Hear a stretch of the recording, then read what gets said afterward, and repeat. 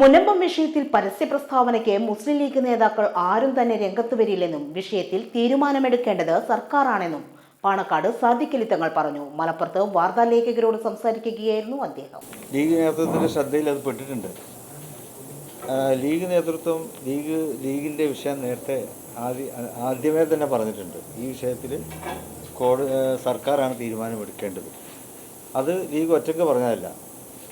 മുസ്ലിം സംഘടനയുടെ മുഴുവനും അഭിപ്രായങ്ങൾ കേട്ടുകൊണ്ട് ആ മുസ്ലിം സംഘടനയുടെ തീരുമാനം, അതാണ് മുസ്ലിം ലീഗിൻ്റെ തീരുമാനം.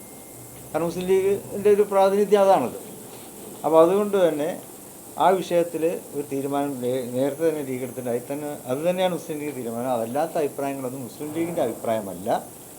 ഇനി ഈ കാര്യത്തിൽ മറ്റൊരു പ്രതികരണവും മുസ്ലിം ലീഗിൻ്റെ ഭാഗത്തുനിന്ന് ഉണ്ടാവുകയില്ല.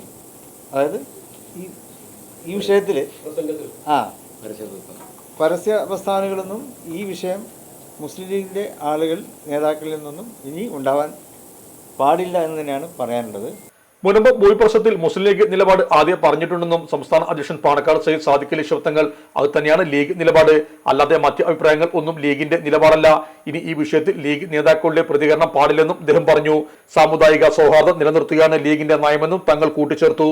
മുനമ്പം വിഷയം UDF-ൽ ചർച്ച ചെയ്യുന്നുണ്ട്. അവിടെ ആളുകൾ കുടിയൊഴിപ്പിക്കപ്പെടരുതെന്നാണ് നിലപാട്. വിഷയം സർക്കാർ നീട്ടിക്കൊണ്ടുപോകുന്നത് ശരിയല്ല.